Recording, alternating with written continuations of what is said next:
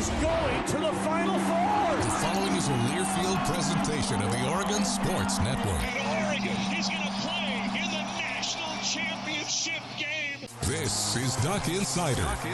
These are good problems to have, right? So much success that you have more than one place to be. Mabry, touchdown! Oregon. Off a dribble, launches, and hits the three!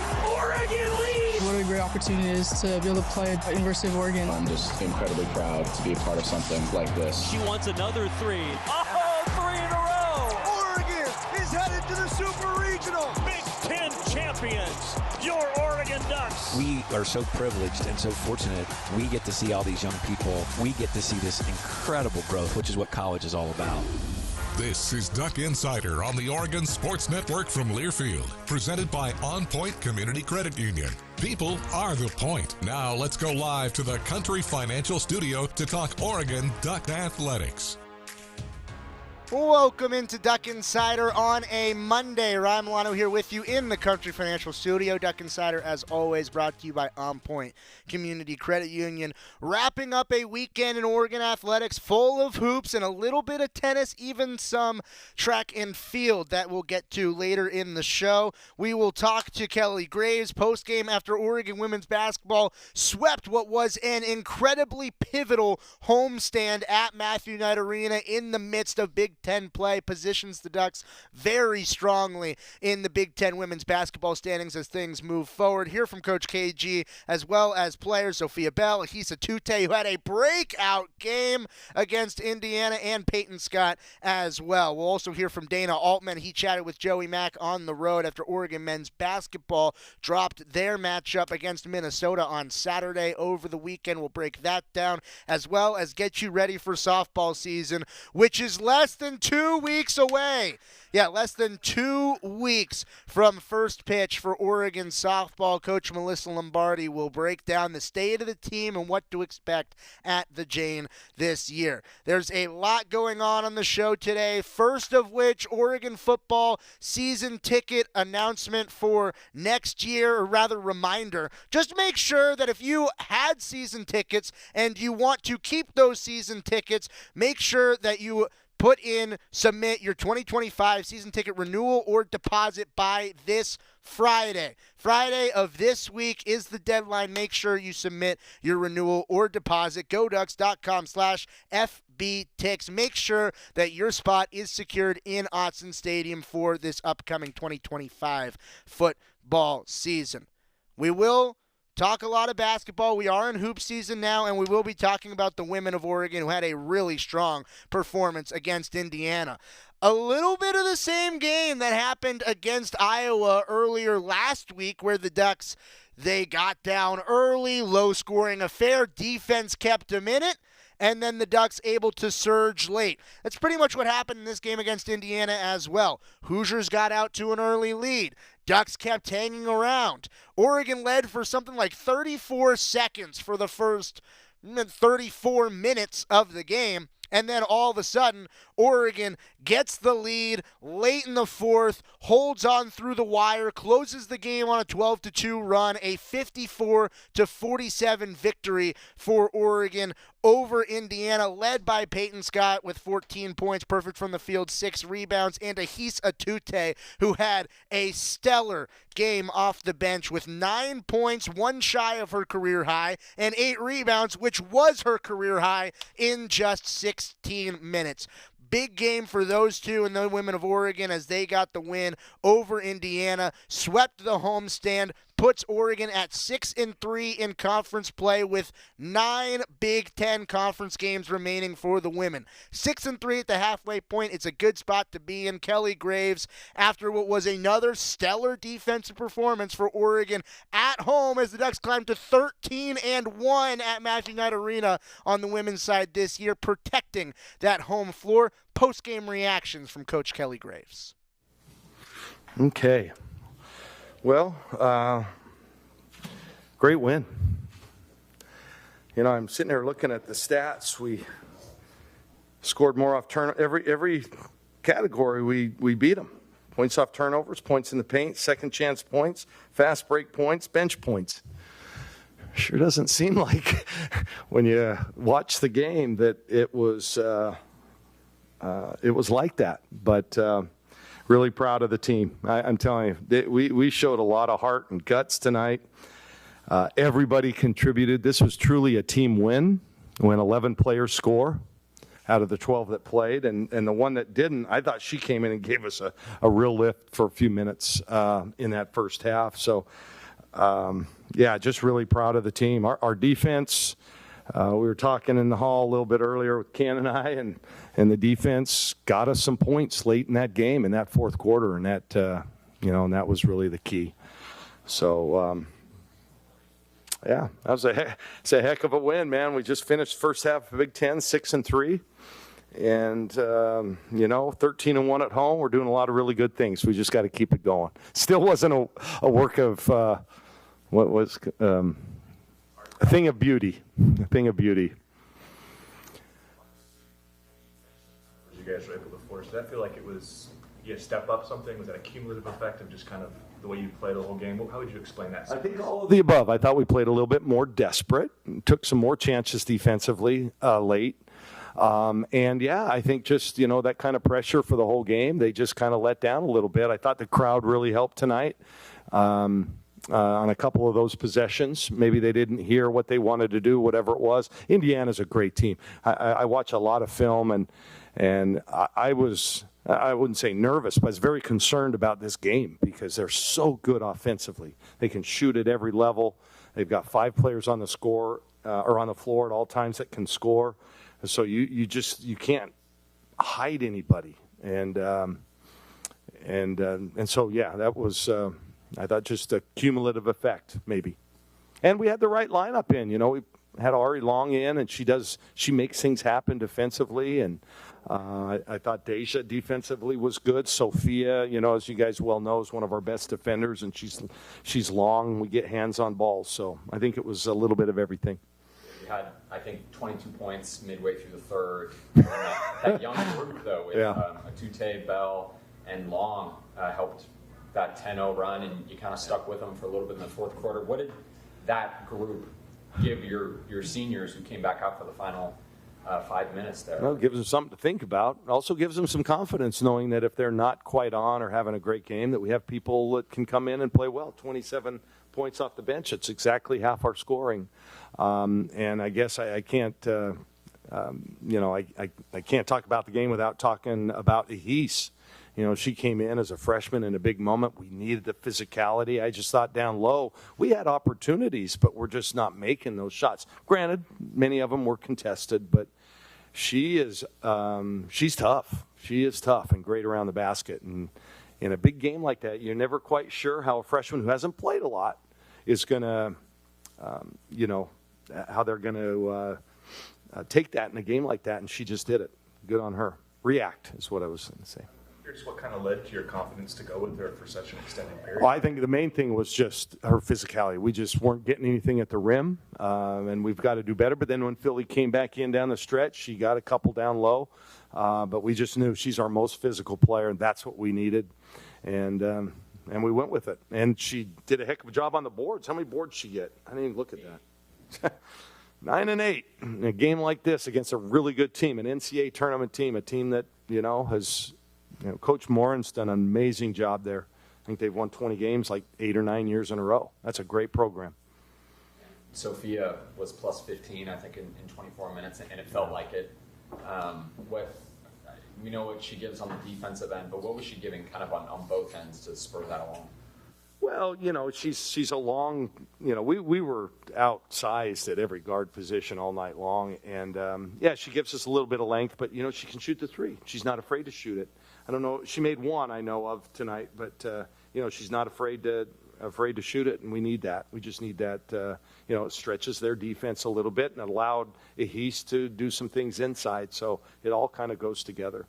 Part of the game, when you're kind of struggling to find offense, Scotty Banks in those threes. Maybe kind of sum up, hey, you just had to take them however you could get them there for a little while until you got going. Absolutely. We joke, or I joke in practice. We miss short a lot in practice. And I'm always talking about, aim back rim, back rim, back rim. If you're going to miss long. And so after she'd hit a couple, we had a timeout or something. We had a nice little laugh with the team about that. I can laugh in the timeouts about, see, that's what happens when you shoot it long. You miss long, you bank it in. So, yeah, we needed it. And then she had one in the corner wide open and passed it up. Ended up getting a travel call on that. It's like, dude, you just made 3 in a row. Okay, touche. Yeah, well played, Rob, well played. On a night where Deja goes 0 for 6, she only gets the points when she gets the line late in the game. What does it mean for her to still be making every single defensive rotation and standing in there when you got bigger players coming at her and she's standing in the paint ready to defend? Yeah, she'll be the first to be hard on herself, but yeah, that's why I've been really pleased with her. Obviously her scoring's been down this year from what she has been doing, but I showed her the numbers the other day. She's playing better in almost every other phase. Her rebounds are up, her assists are up, her assist to turnovers better, her 2-point percentage is better than it's ever been in her entire career. She's just not shooting the 3 very well. But yeah, like you said, she does all the other things, and that's what great players do, and she's a great player. Yeah, I always feel comfortable when she's on the court because she's the kind of player that at any moment can just get hot and go off, and there's not a lot the other team can do. So you got to stick with that, and we did. You mentioned after Iowa that the defensive effort in that second half was maybe about as good as you've been a part of. Is this, from a 2 consecutive game perspective, about as good as you've seen? Certainly in my tenure here, and maybe ever. In my old days, we focused a lot on defense, but yeah, this is incredible to hold 2 really offensive teams. It's not like Indiana and Iowa hang their head on their defense. They are great offensive teams, and to hold both of them under 50 is really getting it done. So, that's been our strength. It's carried us, and that defense kind of kept us in the game, If we let them get loose, I don't know if we have sometimes enough offense to catch people, but the defense is keeping us in it. Coach, with Sydney Parrish on Indiana, being a former Duck, how did you prepare knowing that, you've coached her in the past? And, Well, I really like Sydney. I really like her family. She, gave us two really good years here. I always wish them the best. I mean, not tonight. And she actually had a pretty good game tonight. She hit or missed that wide open 3. And when we didn't want any of them to even get a 3-point look. But she's a really, really good player. And, and I'm always happy for her, and I'm proud of her, and I'm glad she's doing well and her team's doing well. But I'm also glad she lost tonight. And, but like our crowd, our crowd was nice to her. They gave her a nice ovation before the game. That's just kind of who we are as Ducks, and I appreciate that, actually. And she deserves that. She's a good person. Did you notice a shift at all between the first half when Peyton was doing most of the scoring, and then in the second half when everyone else stepped up a lot more? Well, that's what you do with a team, That's why you have a team. That's why you have depth, and we're blessed to have that. So that's what you got to do. It's not going to be the same person every night, unless you're Michael Jordan, the second greatest player of all time. We have to do it by committee. It's going to be somebody different every night. Do you feel that just the speed that you have from your guards and how aggressive they are on defense, is that what allows you to go to a he's at the 5 down the stretch there in the third quarter? Yeah, we're small, but we still did a good job on the boards tonight. There were times we had 5 guards or 4 guards plus a he's out there on the court. And, we just got tough kids. Peyton's tough. Deja's tough. Nani's tough. They're physically tough. By the way, we have a shoot around or a kind of run, lift, shoot day in the morning, giving them Sunday off.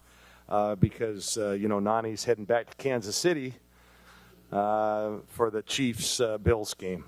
I don't know who you got. I'm rooting for the Chiefs.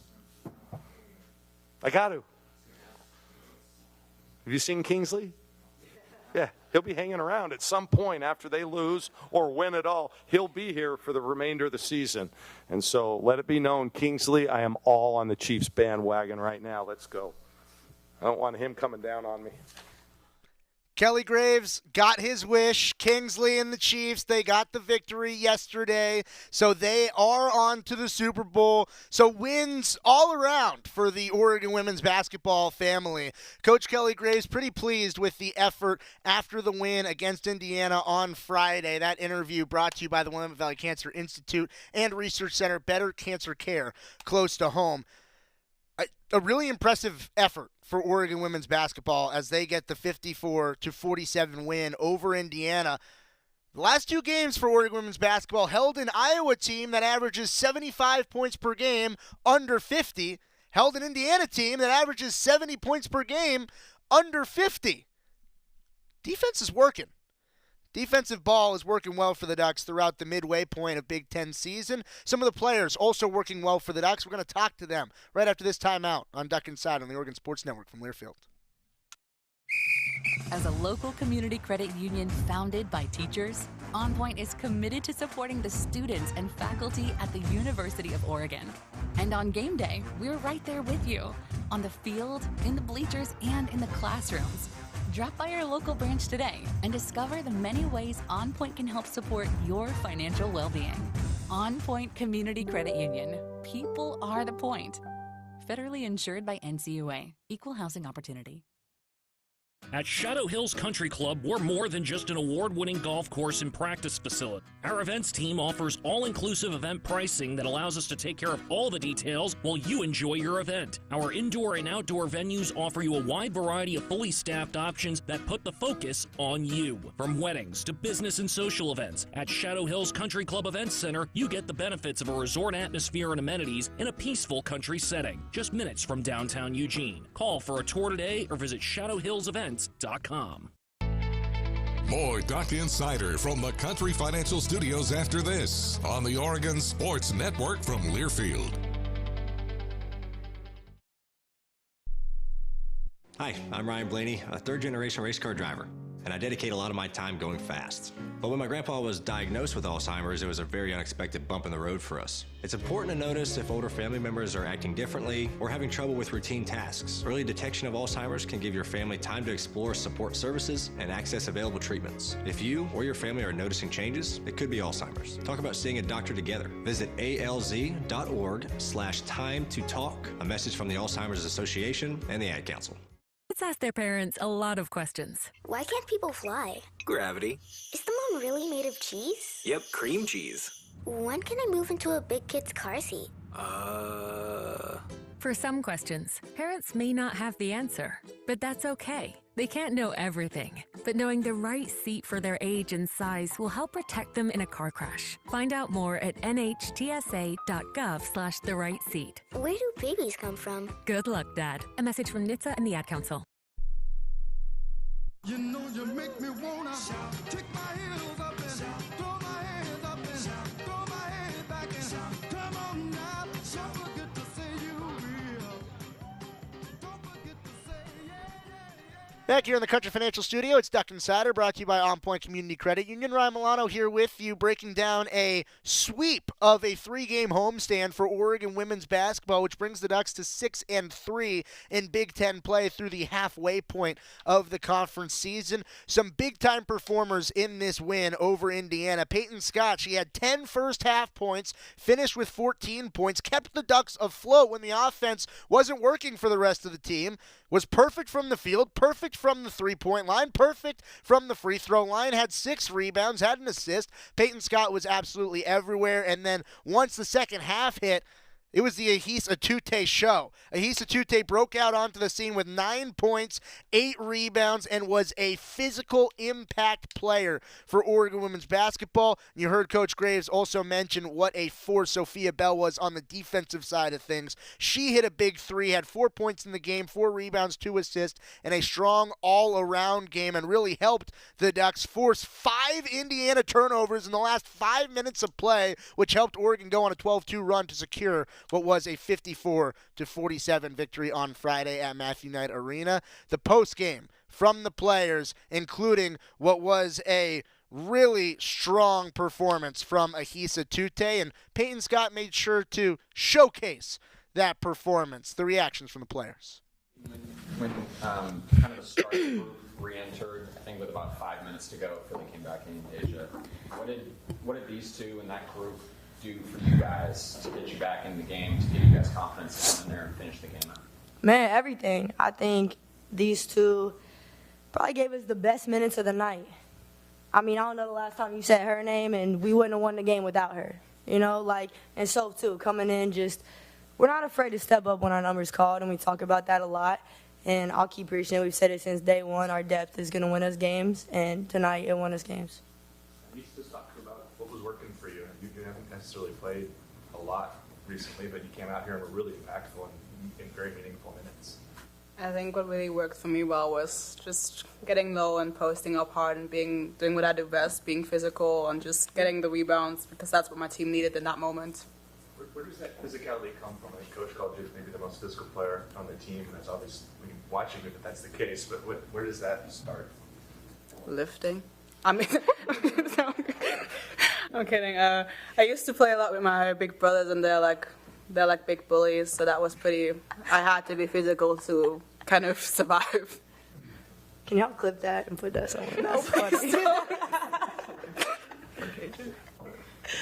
Sophia, what was kind of key to that I think you guys had 22 points through 2.5 quarters, and you go on that 10-0 run in like 2 minutes and close the gap. What was the key just to kind of getting the offensive flow back? Yeah, I mean, I think a lot of it started with our defense. We had a couple, steals, and were able to get out in transition and finish layups. So, yeah, starting with defense and rebounding, and then just spacing on offense and getting the right shot. What kind of clicked in that stretch with getting those steals? Was it just kind of a cumulative effort from you guys pressing them, or? Yeah, I mean, I think we were able to kind of wear them down, and they, broke a little bit there. And so, yeah, we had, 3 steals in a row, I think it was. So, yeah, just keeping the pressure on them all night, and, yeah, ultimately it paid off. Hey, did you call bank on both of those in the first half? Or? Absolutely. I mean, we talk about not being short. Say, give the ball a chance, and just try to give it a chance. So, I'm grateful. Sophia, how much does the speed that you guys have between you and Elisa and Ari on defense, how much does that make an impact on that side of the ball with your guards? I mean, it's huge. We trust each other, and we're able to, make switches and react quickly. So, yeah, I think it makes a big difference for us. Holding Iowa and now Indiana, 2 good offensive teams under 50 consecutively. What can you say about this defense and what you guys have been able to do in these last 2, and really the whole Big Ten season? Yeah, I think Soph touched on it. We're just trusting each other. We're buying into what the game plan that they're giving us. Not only Jairus, but Jody and the whole coaching staff. And we're really buying into that and understanding that we can hang our hat on defense. And the offense is going to come. I know we've held teams under 50, and we haven't been much over that. But, we know it's going to come. And as long as we continue to hang our hat on defense and trust in their game plans and, what they want us to do, we're going to make any game work. Sorry. How significant was Jairus' addition to this coaching staff and obviously the defense's success? Yeah, I mean, y'all see it. Like, numbers don't lie, stats don't lie, wins and losses don't lie. Just that we're able to have an identity of defense at Oregon. I know, people joke about it all the time. This isn't known to be a defensive school, but, we have the versatility and we have the pieces to be a really good defensive team, and we said that since the beginning. So she's been huge. Her energy's been huge. Her attention to detail and not allowing us to settle with mediocre and just continuing to push us. And like I said, we just continue to buy into it. It seemed like one of those nights early where like all the 50-50 balls they were getting to, and you helped kind of flip that a little bit. Is that just tenacity? Is it positioning strength, scouting report? And what was the key to kind of reversing that and making sure your team secured a lot of those balls late in the game? I mean, it was probably tenacity and just, I believe we wanted the balls more, because that's just what it comes down to at the end. Who wants them more? Who jumps higher? Who runs faster? So I think in the end that was just us. And who lifts more? Who lifts more? Yeah. Yeah, who lifts more? Hey, what's your kind of your pride level with seeing not just Ahis but Ari and Katie and Sophia and all these younger players come out here and play such crucial moments in a game like this? As an old head, I love it. It's like, it's a beautiful thing to see, because we put in a lot of work at practice and a lot of unseen hours. And so to see them come out, like we said, like, it's not easy to be a freshman, to be a sophomore, and to step up and get big games like that. And again, like Ahis, Katie, playing those big minutes when they might have not played the last couple games. So I think it's just a testament to their character and just having the confidence and the ability to, always know what we're looking for and knowing the game plan and staying engaged, because we talk about our bench all the time and we talk about how it's going to take all of us, and we truly mean that on this team. Peyton, you guys have had a lot of momentum swings, obviously, with a lot of close games this year. Does that play a role in your team's, in the team's atmosphere? Yeah, absolutely. I think there's nothing like playing here at MKA. I think we're 13-1 now at home. You can feel it. You can feel when we start to go on a run and the crowd gets involved and the bench get hyped. And I'm a pretty passionate player, so I'm right there with them. So yeah, you definitely feel the energy shift. And we use every ounce of that tonight and the other games that we played at home. Especially on the defensive end, how much were you feeling the crowd tonight? It felt like they were really loud at certain points. Man, it was huge, and I feel like it was a disruptor. They tried to run stuff, and I feel like they couldn't really hear each other, so they were getting a little predictable. I think that's where Soph was talking about. We were able to get those late steals because they had to, eye each other down and try to, see what they wanted because they couldn't hear each other, and so we were able to kind of pounds on that difference. And like I said, the energy here is unlike any other place, and we just continue to feed off it. Kind of going off of that, like with it being the Stomp Out Cancer event tonight, what does that mean for you guys to have this crowd show up in that way? I think it's awesome. It's obviously something that means a lot to a lot of people, and so to see people out wearing their pink and showing support is pretty special. You hear Peyton Scott talking about the impact that you fans can make at Matthew Knight Arena. That's the impact. That is a tangible impact that the fans that showed up, you guys watching, listening to the show right now, made over the weekend to help Oregon secure what is a 13-1 home record at Matthew Knight Arena for the women's basketball team through this point in the season. Peyton Scott says, they couldn't hear. They didn't know what they were running. They had to eye down the passes. Well, Oregon had 11 steals in the ball game. I think you can chalk up maybe half of those. Call it 4 of the 11. Chalk up 4 steals to the fans. It was a great job. It was a great atmosphere inside of Matthew Knight Arena. Thanks to everybody for showing up. A big-time home stand for Oregon women's basketball got them to the 6-3 record in conference play, the 13-1 home record for Oregon women's basketball, as they now shift their focus on the back half of Big Ten play and the next opponent coming up on Thursday against Michigan State on the road. Oregon men's basketball, they were also on the road. Didn't have the results they were looking for. Breaking down what was a road loss on Saturday when we return on Duck Insider on the Oregon Sports Network from Learfield. As a local community credit union founded by teachers, OnPoint is committed to supporting the students and faculty at the University of Oregon.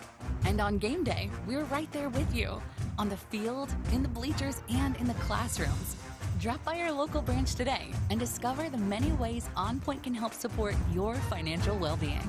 OnPoint Community Credit Union. People are the point. Federally insured by NCUA. Equal housing opportunity.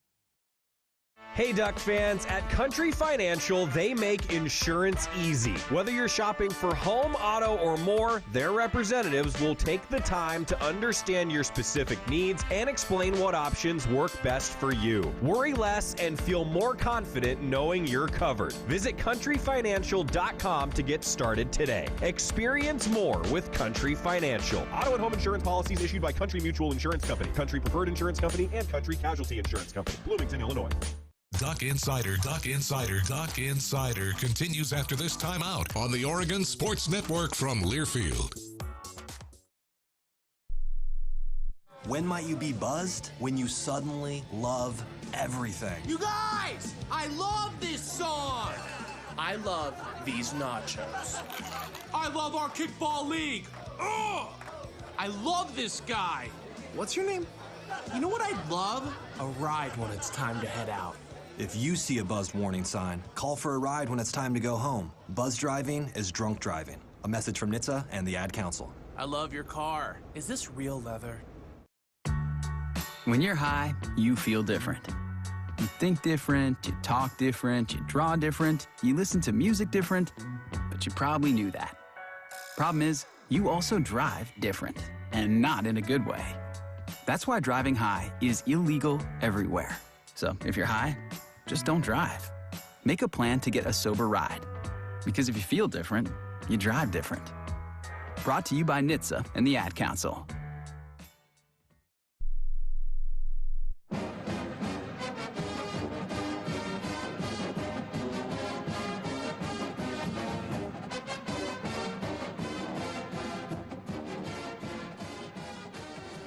Back in the Country Financial Studio, it's Duck Insider, brought to you by OnPoint Community Credit Union. Ryan Milano here with you on a Monday after a weekend of Oregon basketball where normally the Ducks, they play 2 in a weekend. Both the men and the women only had one opponent come to town. Well, for the women that came to town, the Ducks went to an opposing town, Minnesota, over the weekend, where Oregon lost 77-69 against the Golden Gophers in a game that, you just look at the resume, a game that hurts Oregon's resume. As frankly as I can put it, it does. Minnesota was outside of the top 100 in the net when this game was played. They're now inside of the top 100 at 96th in the net after the results that just happened over the weekend around the rest of the country. And for Oregon, the Ducks, they just didn't play well enough, especially out of the gate in this game. Ducks got down by 18 points before I even really knew what happened. By the second media timeout, Ducks were down by about 18 points. Clawed their way all the way back to eventually take the lead in the second half, but couldn't sustain, couldn't rebuild a lead after Minnesota brought it back. Ducks only led for 22 seconds of this ballgame against Minnesota. And Oregon, they just quite frankly could not contain Dawson Garcia, who had 31 points and 6 rebounds for the Golden Gophers, as well as Mike Mitchell Jr., who had 10 assists and just 1 turnover for Minnesota. Those numbers aren't going to get it done. You're not going to get many wins that way if you're Oregon basketball. The positives for Oregon in this loss against Minnesota: Brandon Angel, TJ Bamba, they had great games once again, and they feel like they're getting back into stride. You heard last week on the program, Brandon Angel talked about how he was in what was some sort of a slump. It feels like he is breaking out of that slump and has strung together some consistent performances back-to-back. This game, he had 18 points, was 50% from the field, knocked down 3 3-pointers, the most he's knocked down this season, as well as had 5 rebounds. TJ Bamba, he had a strong game. He had 15 points. He was 5 of 8 from the field. He had 4 assists and 3 rebounds. Jackson Shellstad was solid, 15 points, 5 of 7 from the field. But ultimately, Oregon didn't have that depth of scoring, just 3 players in double figures. Jadrian Tracy had 9. Keyshawn Bartholomew had 6. Only 2 other guys scored for Oregon in this ballgame. There was not the depth of scoring that Oregon is normally accustomed to. There wasn't that comeback nature down the stretch that Oregon has consistently closed games with throughout this year. A 77-69 loss for Oregon, one the Ducks don't want to make a habit of. However, in the grand scheme of things, you can get Brandon Angel, TJ Bamba continuing to go consistently. You can get the performances that we've been accustomed to seeing from Jackson Shellstad and Nate Biddle. This can still be a building block moving forward throughout the rest of the season, just approaching the halfway point in Big Ten play for the men. 2 more conference games in the Big Ten for the men than the women, so the Ducks have 1 more until they hit that halfway mark in conference play. But Oregon still in decent shape, sitting at 5-4 in conference play. The post-game reactions from Minnesota as Dana Altman was able to catch up with Joey Mack quickly right after the 77-69 loss for Oregon. The thoughts from Coach Altman. Well, we got beat on the boards. I think that's the best way. I mean, we got beat 9 on the boards. I said going in the game we had to beat them on the boards. We got beat 11-0 second chance points. And we had some bad turnovers and some questionable shots, but all in all, we got ourselves back in the game and gave ourselves a chance. But 11-0 second chance points and -9 on the boards is just not going to win you many games. How about the fact you were able to get back in it, Coach? I know you don't want to make a habit of always having to come back, but showed some character again today. No, the guys battled back. I thought they did a tremendous job there. But also we just flat coming out. We've been flat coming out. We get ourselves in binds like that. We got down to 18. Guys come all the way back, but we probably expended a lot of energy there and just didn't have enough to finish. Brandon and TJ gave you some good minutes again tonight. Yeah, no, Brandon hit some shots, tried to compete. TJ did a lot of good things, but again, we didn't make the plays when we needed to make. Now turn the page, Coach. Some of the focus is heading into another road game at UCLA next week. Yeah, we got 3 of the next 4 still on the road, so we're going to have to bounce back real quickly. UCLA got us at our place, so we're going to have to play a lot better, and than we did tonight. We're going to have to get on the boards. We're going to have to be a lot more physical. All right, Coach. Thank you for the time, sir. I appreciate it. All righty. Take care. Post-game reactions from Coach Altman. Thanks to him for catching up with Joey Mack after the game. And for Oregon, I think the lesson you learn from this is it's really hard to win games on the road in the Big Ten. You look at the Big Ten standings across the board for the entirety of the conference, every team is within a few games of each other. Even the teams at the bottom of the table have a few conference wins. It's hard to win in the Big Ten Conference. It's especially hard to win on the road in the Big Ten Conference. And for Oregon, they've been successful at doing that throughout this season. That's just the first loss away from Matthew Knight Arena for Oregon this year. You heard Joey mention it. 3 of the next 4 are still on the road for Oregon, and it will kick back up on Thursday against UCLA, another quality opponent. Don't the Ducks know it, because UCLA, one of the 4 losses on the season for Oregon as a banked-in 3-pointer at Matthew Knight Arena earlier in the year, sent the Ducks to their first loss of the season. Oregon trying to avenge, reverse, and give it right back to UCLA and split that season series against the Bruins. It's hard to win on the road in this conference. Oregon will have an opportunity to do so on Thursday when they didn't get it done on Saturday. Turning the page, flipping the script, it is spring sports season, and we're going to preview it all when we return after this on Duck Inside on the Oregon Sports Network from Learfield. Dear winter, Toyota can't get enough of you, because Toyota's got 25 vehicles with available all-wheel drive and four-wheel drive. And that's more than any other auto brand. So you bring the action and we'll bring the traction. Always Toyota. Toyota, let's go places. Based on manufacturer's websites as of 10/20/24. As a local community credit union founded by teachers, OnPoint is committed to supporting the students and faculty at the University of Oregon.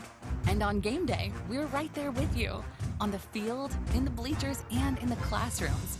Drop by our local branch today and discover the many ways OnPoint can help support your financial well-being. OnPoint Community Credit Union. People are the point.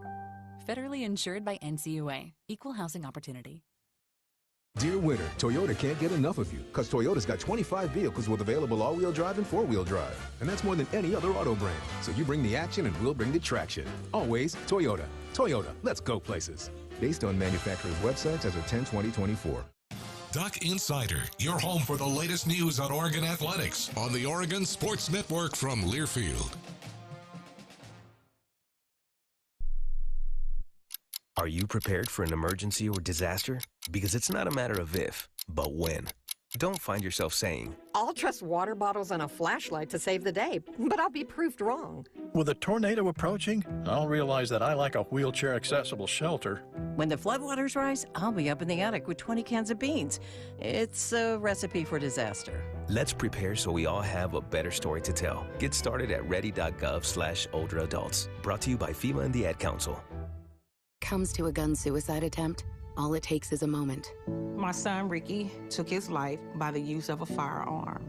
It broke me, and I contemplated suicide. My grandson, I was gonna have to be here for him. I still own my firearm. I keep it in a safe because I want to keep my grandson and myself safe. Store your guns, locked, unloaded, and away from ammo. Hear more safe stories at endfamilyfire.org. Brought to you by Brady and the Ad Council. I want you to know. I said I want you to know right now. You've been good to me, baby.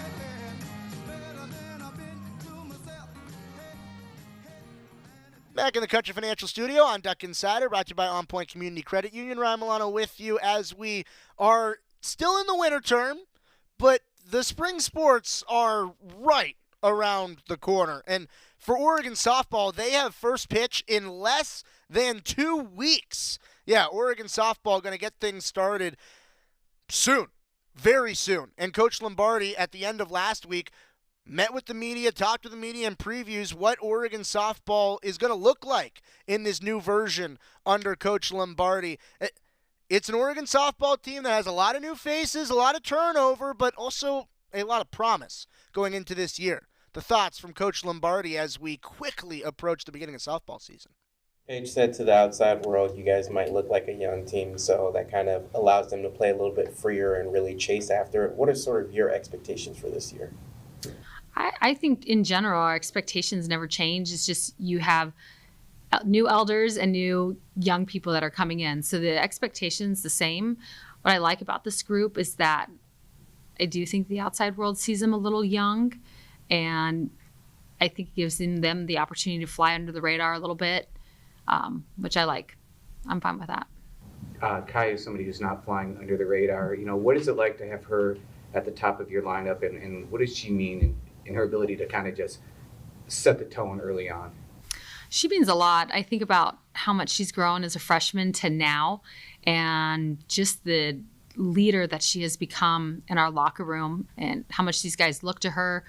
She does a really good job of helping them understand what it takes to be at that level and like what each day requires. Like she's so regimented of what the day looks like when she gets up, to goes to school, to goes to practice, to recovery, and then getting ready to start the day again. Like very regimented. And for them to be able to practice with her and just have that opportunity thing, I think is great. As far as on the field, Kai is constantly on.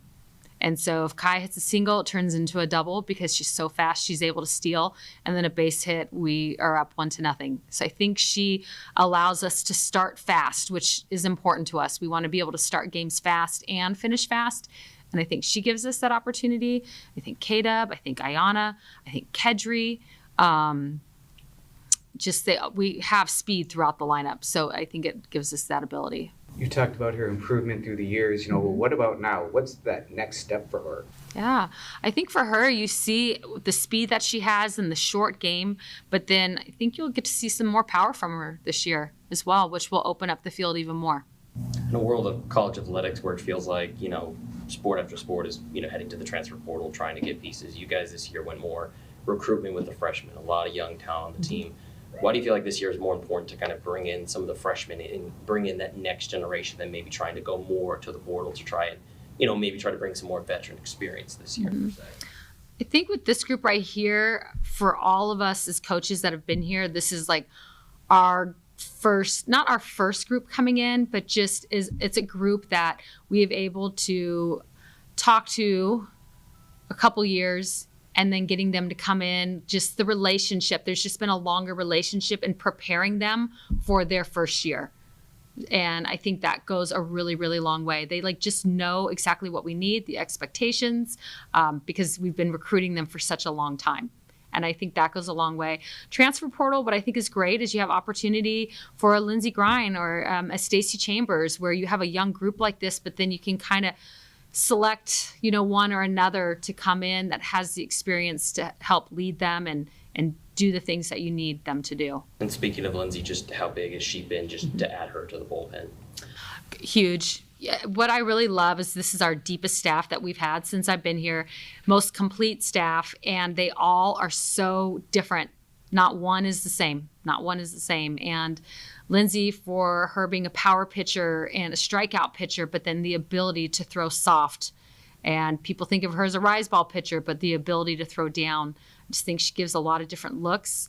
I'd put her in that category with Kai. She's older and just understands personally on a daily basis what it takes for her to be great from the minute she wakes up to at the end of the day when she's going to bed. And so to have that influence in our locker room, I think has been huge for this group. Talk to Paige about Ariel staying on the staff. I mean, what is she like, just, that she's still part of this program, and what does she kind of bring to the team? Ariel's been great. She's working in our player development and analytics. So just the analytics that she's able to pull up for us daily for practice versus just getting stuff like that in the game has really allowed us to shape the way that we want to go about our different practices. But then also too, she just got done. She still thinks like an athlete that is playing. And so I think the advice that she's able to give to our athletes during practice just goes a long way. And she just, she's really wise. If you know Ariel, she doesn't say a whole lot. So when she does talk, people listen. They want to hear what she has to say. Just wondered, what did she tell you when she wanted to move to that position? Because I'm assuming after the season, she must have had a conversation with you or somebody. So just what was that like when her time was done on the field, per se? Yeah, I think just understanding that she's not done with the sport of softball and that she wants more. It's funny. I think about her. I think about Tara McGowan and some of these guys. As they're going through this, I'm like, you'd be a great coach. And they're like, oh, I don't know if I want to coach. And then towards the end of their career, they're like, I want to coach. And I'm like, I told you. So just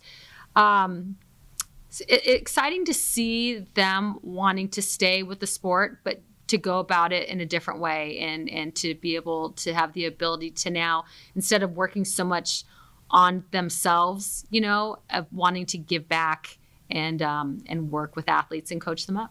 Is there anything specific, or what is that trait to you that sticks out in a player where it's like you wouldn't make a great coach? Their softball IQ is really, really high.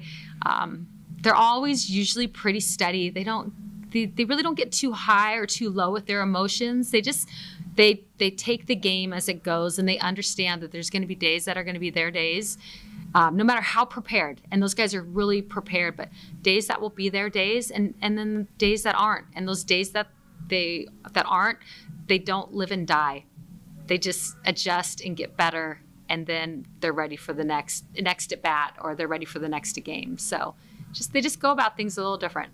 You guys were in a lot of high-pressure games last year and came out with victories on them. With such a young squad, I mean, what are you telling them kind of in these practices to kind of get them ready for those games, whether it's non-conference or conference games?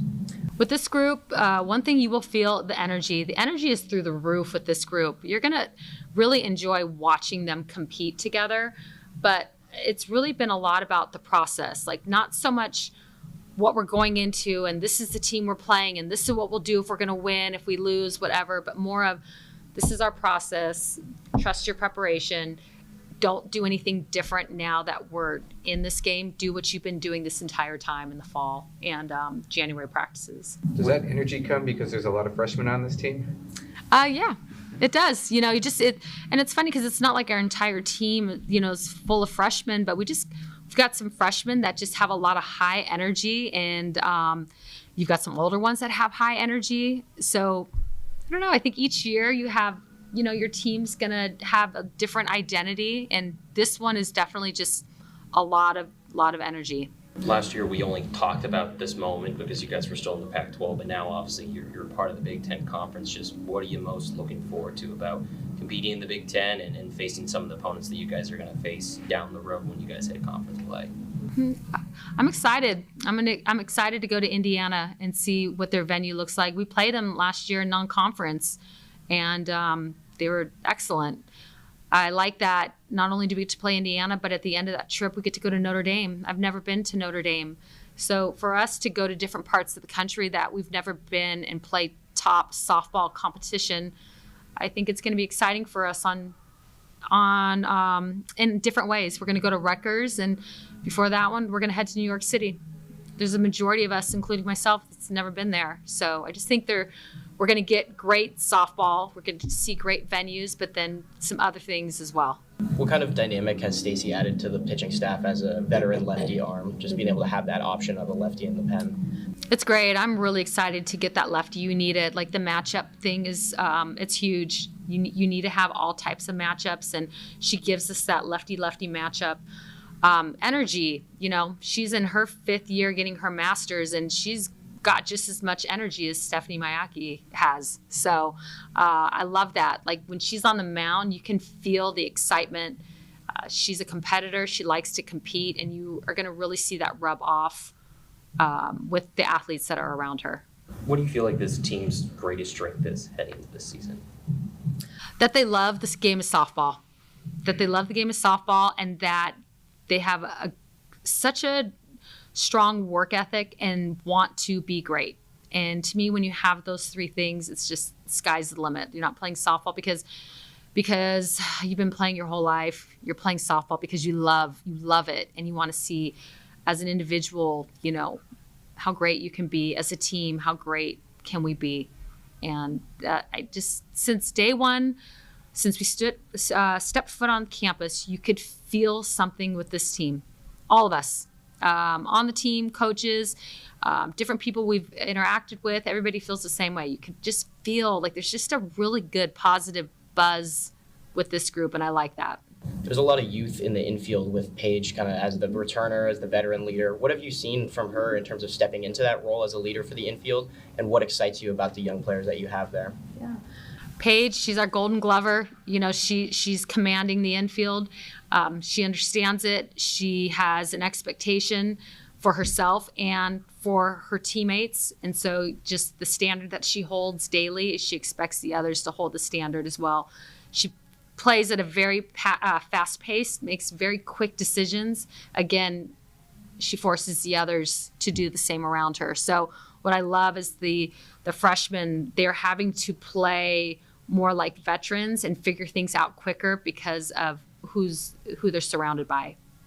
Coach Lombardi previewing the season for Oregon softball that will start in less than 2 weeks in Las Vegas, Nevada, where Oregon will kick things off with a completely new group. It's a group that looks different not only in terms of roster makeup, but will also look a little different in terms of the uniforms you'll be seeing them in over the course of this season. Earlier today, the green uniforms, new uniforms for Oregon dropped. They're similar to what the greens were before, but if you get a close look on the Ducks on the front and the numbers on the back, it almost looks like studio in here with the Delta Ducks flying all the way around. The Ducks with their new green uniforms for this year also last week released their new icy whites for this year. No more fitting uniform for Big Ten play than these icy whites with the gray Oregon across the front. You can mix and match the top and the pants and the cleats and all that goes with it, but Oregon leaning into the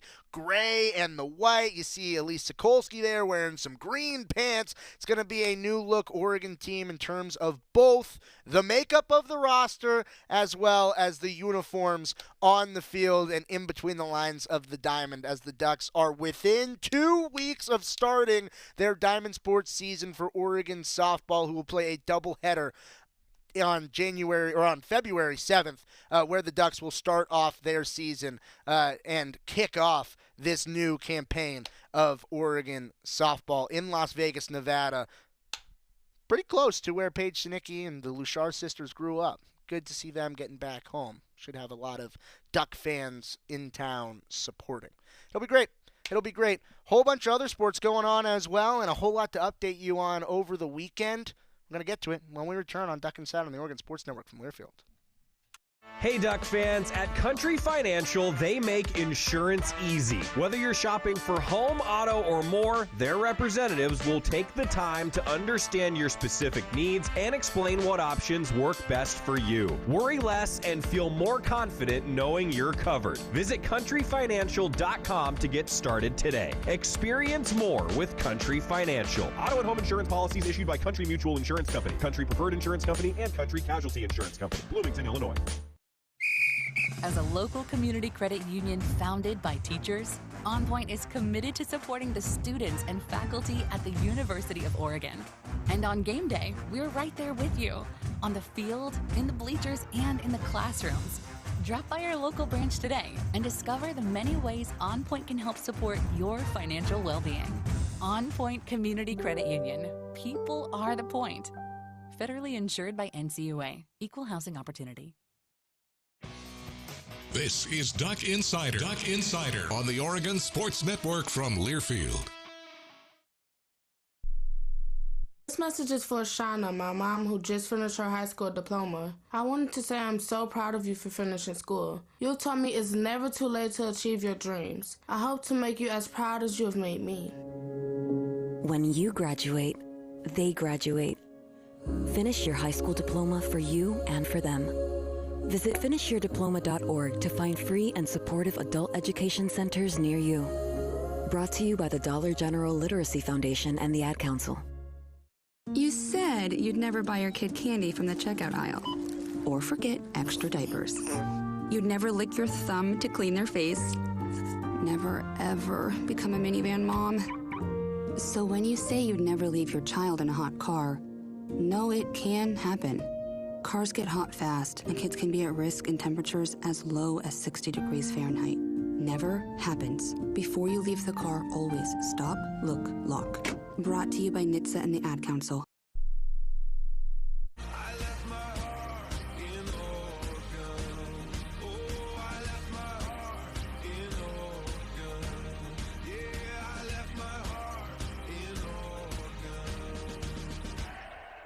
Back here inside the Country Financial Studio, it's Duck Insider, brought to you by OnPoint Community Credit Union, wrapping out the show with a lot that went on over the weekend in Oregon athletics, and now it's time for the Cafe Yum 2-minute drill. There were a lot of sports that were in action over the weekend. We're starting with track and field and a new school record on the track. Wilma Nielsen broke the school record in the mile Saturday at the Dr. Sander Scorcher in New York. Great name for a track meet, by the way. Nielsen ran a blistering time of 4:25.89 in the mile, got a runner-up placement in that event, placed at the top of the Oregon school record book in the indoor mile, and moved to number 3 all-time on the NCAA collegiate list in the mile with a time of 4:25.89. Congratulations to Wilma Nielsen for locking down the top spot in UO history. Also, in Eugene at the Student Tennis Center this weekend, Oregon women's tennis, 2-match wins over the weekend. Got a 7-0 win over Seattle on Friday and won 5-2 against Long Beach State on Sunday to secure a weekend sweep. The men, they didn't fare as well on the road, dropped both matches to a tough Stanford squad ranked inside of the top 25 at number 18, 4-0. And then on Sunday in a battle against Tulsa, dropped that one 4-3. Oregon baseball in the latest rankings by Baseball America, sitting at number 19th in the preseason polls for Duck baseball. It's the lowest ranking we've seen from Oregon of the major publications so far in the preseason. They were ranked number 12 by D1 Baseball and number 14 by Perfect Game, a consensus top 20 Oregon baseball program at PK Park. And Oregon men's basketball, after the loss, they dropped to number 16 in the most recent AP poll.